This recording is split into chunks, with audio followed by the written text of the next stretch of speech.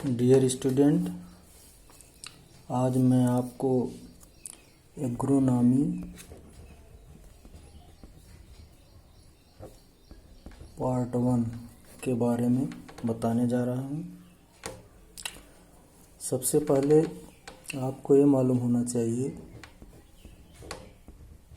Agriculture क्या है। Agriculture Latin भाषा के दो शब्दों से मिलकर बना है। कौन सी भाषा? लैटिन भाषा के दो शब्दों से मिलकर बना है। इसको आप हिंदी में भी लिख सकते हैं, लैटिन भाषा।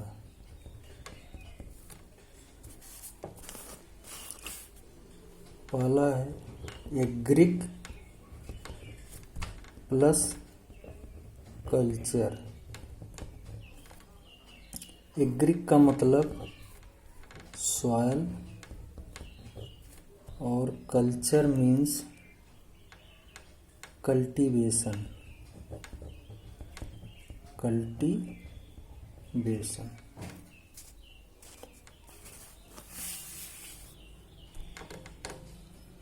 तो अगर हम इसको परिभाषा के रूप में जानें तो पृथ्वी के स्रोतों का इष्टतम प्रयोग करते हुए भोजन, कपड़ा, ईंधन तथा अन्य प्राइमरी उद्देश्य की पूर्ति के लिए मनुष्य द्वारा जो क्रिया की जाती है उसे कृषि या एग्रीकल्चर कहते हैं।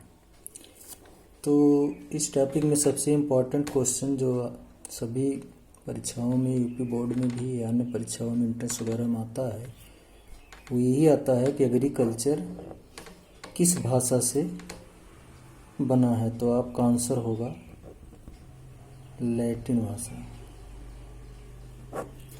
उसमें ग्रीक या अन्य भाषाओं का ऑप्शन अगर ऑब्जेक्टिव है तो ये भी रहता है। तो राइट आंसर इसका होगा लैटिन भाषा। इसके बाद जो हमारा सब्जेक्ट है उसका नाम है एग्रोनॉमी।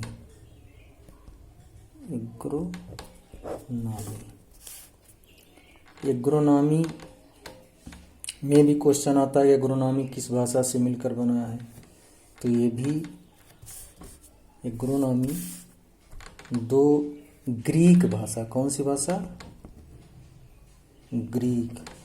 याद रखिएगा, एग्रीकल्चर लैटिन भाषा और एग्रोनॉमी ग्रीक भाषा से बना है। ये दोनों क्वेश्चन इंपॉर्टेंट हैं, ये बार बार एग्जाम में पूछा जाता है। ग्रीक भाषा की एग्रोस प्लस नोमोस NOMOS से मिलकर बना है एग्रोनॉमी। एग्रोस का मीनिंग होता है फील्ड, फील्ड का मतलब खेत। और नॉमस मीन्स टू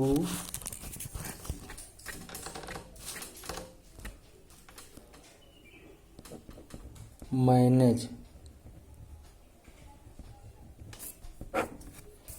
ये इसका मीनिंग हो गया एग्रोस प्लस नामस। एग्रोस मीन्स फील्ड, नामस मीन्स टू मैनेज। इसको हिंदी में खेत कह सकते हैं और इसका है प्रबंध करना।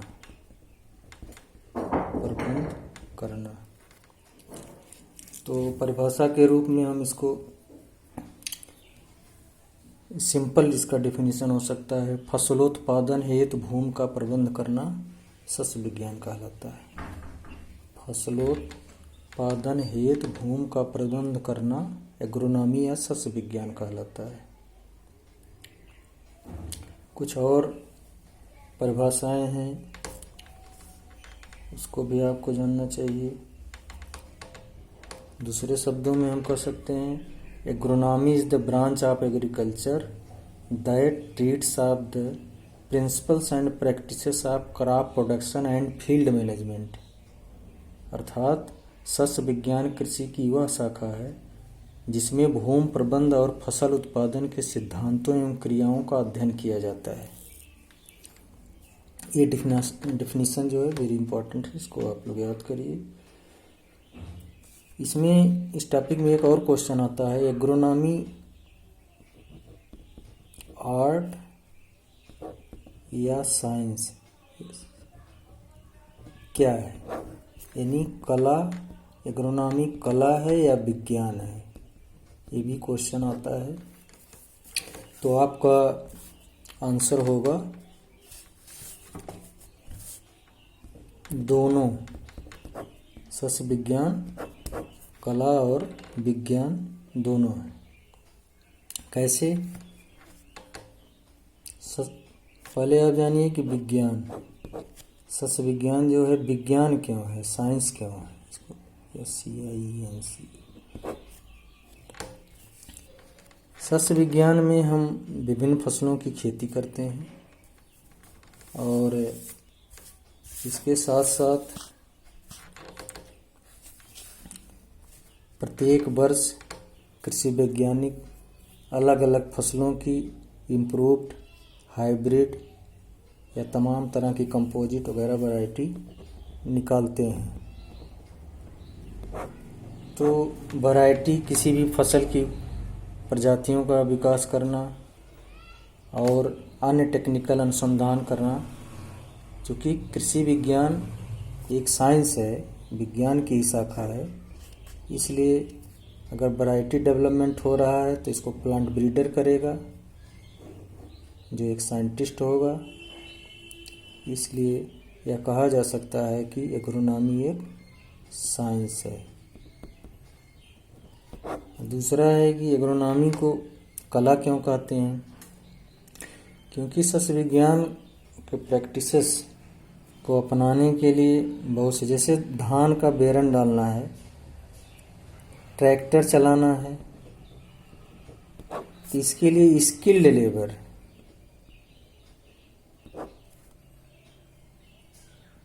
कुशल श्रमिक की आवश्यकता होती है। अगर किसी को ट्रैक्टर चलाने नहीं आता है तो सब लोग नहीं चला सकते। धान की बेरन डालना है, नर्सरी डालना है, तो उसके लिए भी स्किल्ड लेबर की आवश्यकता होती है। तो आप कह सकते हैं कि इस कार्य के लिए एक कला अथवा आर्ट की आवश्यकता है। जो मनुष्य इसको करता है उसमें इसके लिए स्किल होता है, क्षमता होता है। तो इस प्रकार से एग्रोनॉमी एक कला भी है। तो अगर एक क्वेश्चन आता है सस्य विज्ञान कला है अथवा साइंस है, दोनों है, आपका आंसर होगा दोनों। नेक्स्ट टॉपिक है स्कोप ऑफ एग्रोनॉमी।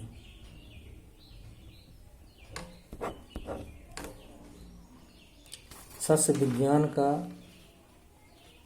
क्षेत्र क्या है? तो सबसे पहला सॉल्विंग ऑफ फूड प्रॉब्लम, यानी अन्न समस्या का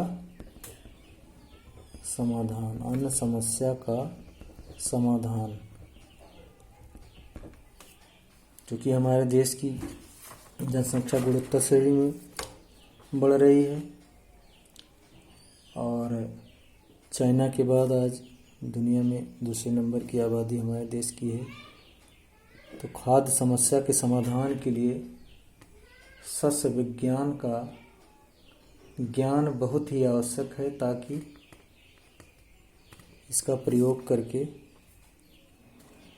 कृषक उन्नतशील फसलों की खेती करें और पर्टिकुलर क्रॉप की प्रोडक्टिविटी को बढ़ाएं। जब प्रोडक्टिविटी बढ़ जाएगा तो टोटल प्रोडक्शन भी बढ़ जाएगा, इससे देश की अन्य समस्या का समाधान होगा। दूसरा क्या है? सॉल्विंग ऑफ क्लॉथ प्रॉब्लम, या इसको कह सकते हैं वस्त्र समस्या का समाधान। अब इसी में आपको मैं ये भी बता दूं कि कृषि जो है हमारे देश की अर्थव्यवस्था में 3 सेक्टर होते हैं। कौन कौन सा? प्राइमरी, दूसरा है सेकेंडरी और तीसरा है टर्शियरी, या इसी को सर्विस सेक्टर भी कहते हैं।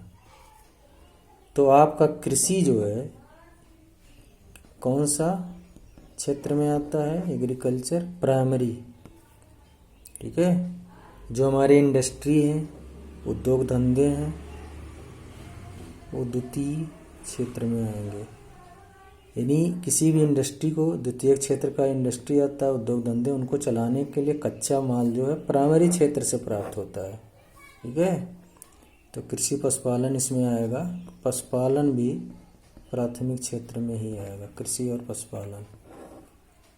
जैसे गन्ने का उत्पादन हम प्राइमरी सेक्टर में करते हैं। किसान गन्ने को चीनी मिल को बेचता है। चीनी मिल जो है द्वितीयक यानी सेकेंडरी क्षेत्र में आता है। पशुपालन, पशुओं द्वारा दूध का उत्पादन प्राइमरी क्षेत्र में होता है, और दूध से जब चिलिंग प्लांट या उसका मिल्क प्रोडक्ट बनाने की फैक्ट्रियों में जाता है तो वहाँ पे घी, दही, पनीर जो भी है तमाम मिल्क प्रोडक्ट को बनाया जाता है।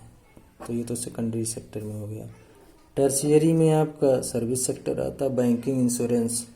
इसमें जो है बैंकिंग और इंश्योरेंस वगैरह ये आता है। पहले जो है आज़ादी के समय भारत के जीडीपी में प्राइमरी सेक्टर का ज़्यादा योगदान था। धीरे धीरे ये ट्रेंड घट रहा है। आज सबसे ज़्यादा योगदान सेवा क्षेत्र का है। कोई देश विकासशील से विकसित अगर की तरफ अग्रसर हो रहा है तो उसका उस देश की अर्थव्यवस्था में तीसरे सेक्टर यानी सर्विस सेवा क्षेत्र का योगदान सर्वाधिक होना चाहिए। चलिए, तो वस्त्र समस्या का समाधान, जैसे हम खेतों में या प्राइमरी सेक्टर में कपास का उत्पादन करते हैं, कपास से रुई प्राप्त होती है और वो रुई इंडस्ट्री में जाती है यानी फैक्ट्रियों में, कपड़े की फैक्ट्री में जाती है। तो वहाँ पर विभिन्न प्रकार के कपड़े बनाए जाते हैं। तीसरा जो है availability of fodder for animals. कोई भी हम खेती करते हैं उसमें बाय प्रोडक्ट निकलता है। जैसे गन्ना, चीनी मिल के आसपास के एरिया में गन्ने की खेती होती है तो वहाँ पे अगोला निकलेगा। अगोले को हम पशुओं को खिलाने के रूप में प्रयोग करते हैं। इसके साथ साथ चारे वाली तमाम फसलों को भी उगाया जा सकता है। जैसे इसमें बरसीम सबसे प्रमुख चारे की फसल है। इसके अलावा लूसर्न, ओट्स है, ओट्स मतलब जई, बरसीम ही होता है। इसको बरसीम एक्चुअली जो है ये मिस्र एक देश है, इसको अंग्रेजी में इजिप्ट कहते हैं। इजिप्ट वहाँ की उत्पत्ति है, इसलिए हम बरसीम का दूसरा common name Egyptian clover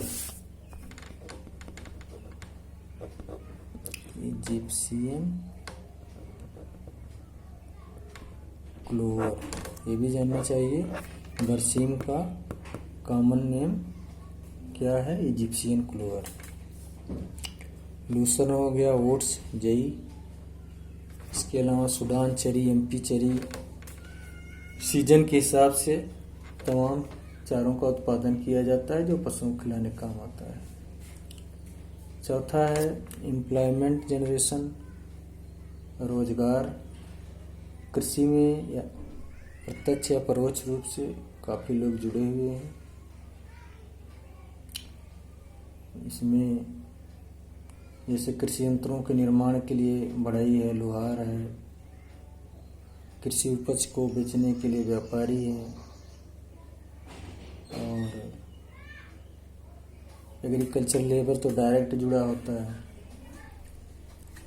next, राष्ट्रीय आय में वृद्धि। राष्ट्रीय, हमारे देश कृषि प्रधान देश है और जिस वर्ष फसलों का उत्पादन अच्छा होता है तो भारत के लिए इसका राष्ट्रीय आय में वृद्धि होती है। अगर किसी कारण से मान लीजिए सूखा पड़ गया, कोई और नेचुरल कैलामिटीज आ गई तो देश की अर्थव्यवस्था प्रभावित होती है। आज जो है जीडीपी में कृषि का योगदान लगभग 16% है और पशुपालन का योगदान 4.11% है। कितना है? 4.11%। इसके अलावा मृदा उर्वरता यानी सॉइल फर्टिलिटी,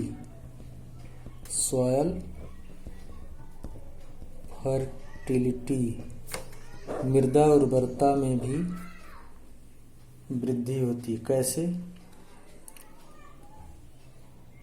हमारे पास उगाने के लिए दो फसलें होती हैं, दो प्रकार की, एक लेगुमिनस और दूसरा नॉन लेगुमिनस। लेगुमिनस मतलब दलहनी फसलें, नॉन लेगुमिनस मीन्स अदलहनी फसलें। दलहनी में जितनी दाल वाली हैं, जिसको कह सकते हैं टेक्निकली जो है फेबेसी या लेगुमिनेसी फैमिली से बिलोंग करने वाली फसलें जो है वो जो है दलहनी फसलें होती हैं। जैसे आपका है अरहर,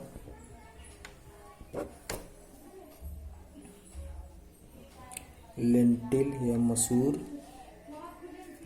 और इसके बाद ग्राम, पी, सोयाबीन। आप पशुओं को जो चारा खिलाया जाता है बरसीम भी लेगुमिनेसी फैमिली का है। तो अगर हम कुल मिला के दलहनी फसलों को, समय ही है, दलहनी फसलों को अगर उगाते हैं, इसमें क्या होता है, इसकी जड़ों में, इसको इस तरह समझिए, मान लीजिए ये कोई दलहनी फसल है,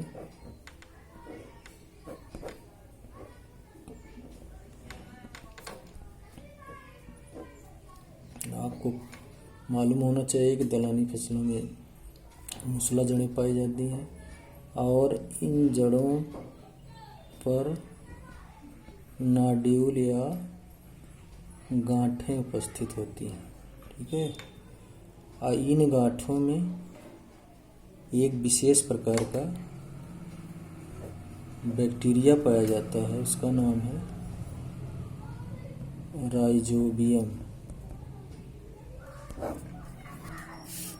राइजोबियम बैक्टीरिया। राइजोबियम के स्ट्रेन अलग अलग दलहनी फसलों के अलग अलग होते हैं। इसमें एक खूबी होती है कि ये जो है एटमॉस्फेरिक यानी वायुमंडलीय नाइट्रोजन को एटमॉस्फेयर से खींचकर ज़मीन में फिक्स करता है और जिससे ये पौधे प्राप्त करते हैं, उनको फायदा होता है। ये दलहनी फसलों और राइजोबियम बैक्टीरिया में सिम्बियाटिक रिलेशनशिप होता है। सिम्बियाटिक रिलेशनशिप मतलब सहजीवी संबंध। सहजीवी संबंध का तात्पर्य ये है कि ये जो नाडुल होते हैं या ग्रंथियां होती हैं, इन जीवाणुओं के लिए घर का काम, आवास का काम करता है। यानी दलहनी फसल इन जीवाणुओं को रहने के लिए स्थान देते हैं और इसके बदले में ये जीवाणु दलहनी पौधों को नाइट्रोजन देते हैं, यानी एटमॉस्फेरिक नाइट्रोजन फिक्स करता है जो ये दलहनी पौधा प्राप्त होता है। इसलिए हम इन दोनों के बीच के संबंध को सिम्बियाटिक रिलेशनशिप कहते हैं, सहजीवी संबंध। और इस प्रकार ऐसी फसलों में नाइट्रोजन की आवश्यकता कम होती है। चूँकि ये ग्रंथियाँ जो हैं जड़ों में होती हैं, इसलिए जड़ों के उचित विकास के लिए पोषक तत्व के रूप में फास्फोरस का प्रयोग करना चाहिए। तो आप देखते हैं, आपको मालूम भी होगा कि दलहनी फसलों की बुआई के लिए 15 से 20 किलोग्राम नाइट्रोजन और 50-60 केजी फास्फोरस की आवश्यकता होती है। ये क्वेश्चन आता है कि नाइट्रोजन क्यों कम चाहिए और फास्फोरस क्यों अधिक चाहिए, तो इसका आंसर ये होगा क्योंकि इसमें सहजीवी संबंध होता है। राइजोबियम जीवाणु इनके जड़ों में पाया जाता है जो बायोमेंटली नाइट्रोजन को फिक्स करता है, इसलिए इनको नाइट्रोजन की आवश्यकता कम पड़ती है। और जड़ों के उचित विकास के लिए फास्फोरस का काम है रूट डेवलपमेंट, इसलिए हम फास्फोरस की मात्रा अधिक डालते हैं। तो जिन खेतों में दलहनी फसलों की खेती होती है वहाँ पे मिट्टी उर्वरता यानी मृदा उर्वरता बढ़ जाती है, इसीलिए फसल चक्र किसानों को अपनाना चाहिए। आगे बताया जाएगा। फसल चक्र में क्रॉप रोटेशन, किसी भी निश्चित क्षेत्र में विभिन्न फसलों को हेर फेर कर या अदल बदल कर इस प्रकार उगाना कि मृदा उर्वरता सॉइल फर्टिलिटी बनी रहे, उसे हम फसल चक्र कहते हैं। इसका एकमात्र उद्देश्य है कि एक बार आप दलहनी के बाद दलहनी उगाएंगे, जैसे धान गेहूँ, तो मिट्टी उर्वरता बनी रहेगी। अब धान के बाद गेहूँ उगा लिया, जैसे करप्शन, ये धान है, धान के बाद आप गेहूँ उगाएंगे तो ये भी दलहनी हो गया, ये भी दलहनी, तो मृदा उर्वरता इसमें घट जाएगी। इसलिए हम क्या कहेंगे, रिकमेंड करते हैं कि धान के बाद आप मटर उगाइए, दलहनी फसल उगाइए। तो क्या होगा, यहाँ पे जो सॉइल उर्वरता घटेगा वो मटर की खेती करते समय मेंटेन हो जाएगा।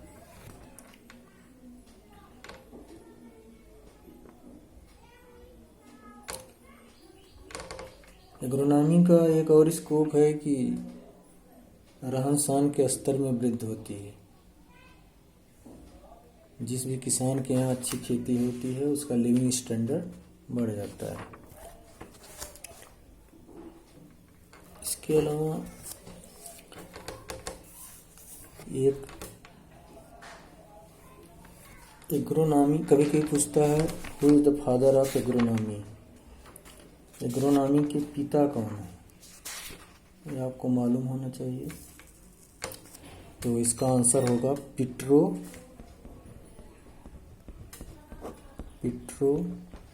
डे क्रेसेंजी। ये जो है फादर ऑफ एग्रोनॉमी, सस्य विज्ञान की